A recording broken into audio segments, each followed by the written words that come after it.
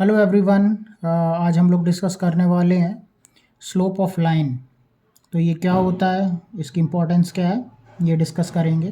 तो सबसे पहले हम लोगों का स्टैंडर्ड जो प्रैक्टिस है, हम लोग बनाते हैं कार्टेशियन प्लेन। ये हो गया एक्स एक्सिस, ये हो गया वाई एक्सिस, इसमें एक लाइन है L1। ये किसी एक पॉइंट पे कट कर रही है एक्स एक्सिस को, x1, 0, और एक्स एक्सिस का जो पॉजिटिव डायरेक्शन है उससे एक एंगल बना रही है अल्फ़ा। एंटी क्लॉकवाइज डायरेक्शन है ये इस एंगल का ऐसा। तो एक हमारे पास दूसरी लाइन है, ये ले लीजिए दूसरी लाइन L2 है। ये L2 line positive direction of x axis से एंटी क्लॉकवाइज डायरेक्शन में बीटा एंगल बना रही है और एक जगह पे कट कर रही है x2 पे। तो ये दो डिस्टिंक्ट फीचर, ये जहाँ पे कट कर रही है एक्स एक्सिस को, और ये जो एंगल है, ये इस L1 लाइन को अलग बनाता है इस L2 लाइन से। इसमें स्लोप की डेफिनेशन क्या बोलती है कि स्लोप जो भी होगा वो tan ऑफ एंगल होगा उस लाइन का with positive direction of x axis and anti clockwise direction में होना चाहिए उसको। तो ये आपकी स्टैंडर्ड डेफिनेशन हो गई स्लोप की। अब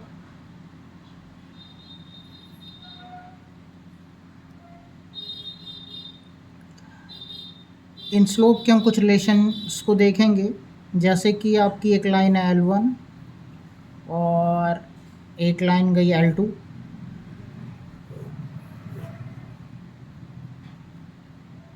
ये दोनों लाइन के बीच में 90 डिग्री एंगल है, दोनों लाइन परपेंडिकुलर इंटरसेक्ट कर रही हैं एक दूसरे को। तो इनके जो स्लोप हैं M1 और M2 जो स्लोप है, इसमें रिलेशनशिप क्या होगा।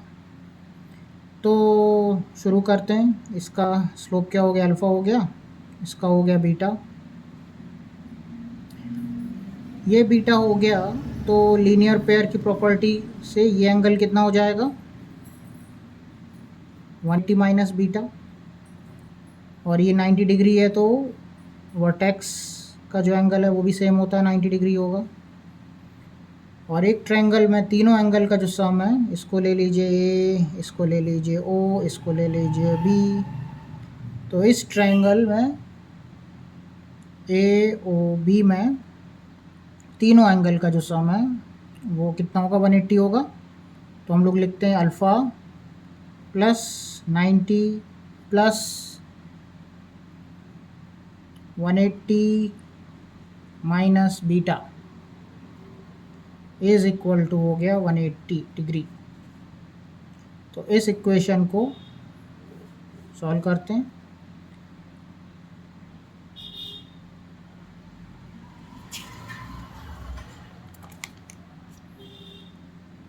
तो ये हो गया alpha plus 90 plus 180 minus beta is equal to 180। ये कैंसिल हो गया, alpha plus 90 is equal to beta हो गया। दोनों तरफ tan ले लेते हैं, tan of alpha plus 90 is equal to tan of beta. tan of alpha plus 90 क्या होता है, minus of cot alpha is equal to tan beta, और 1 by tan alpha is equal to होता है कॉट अल्फ़ा। थोड़ा सा trigonometry का यहाँ नॉलेज होना ज़रूरी है, ये आइडेंटिटीज़ जो हम लोग अभी यूज़ कर रहे हैं। अब इसको कर लेते हैं क्रॉस मल्टीप्लाई। तो -1 इज इक्वल टू हो गया tan alpha into tan of beta, और हमको पता है कि tan अल्फ़ा क्या है, ये हो गया आपका M1 और ये हो गया आपका M2। तो रिलेशनशिप क्या बनता है, M1 dot m2 is equal to -1। ये कब होता है? जब दो जो हमारी लाइन है वो इंटरसेक्ट कर रही हैं, परपेंडिकुलर हैं दोनों।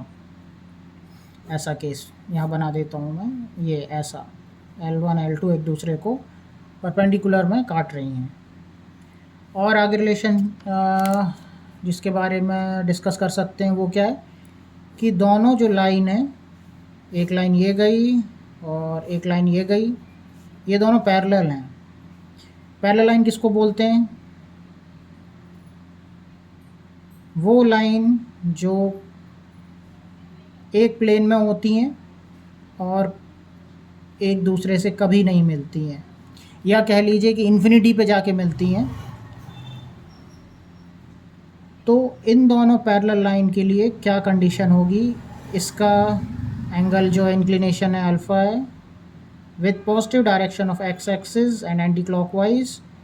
इसका जो एंगल है वो है beta, positive direction of x axis and anti clockwise.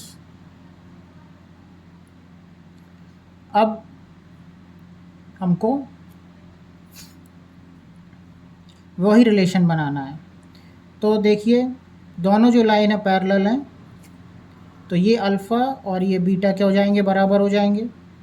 Okay, और tan of alpha is equal to tan of beta हो जाएगा।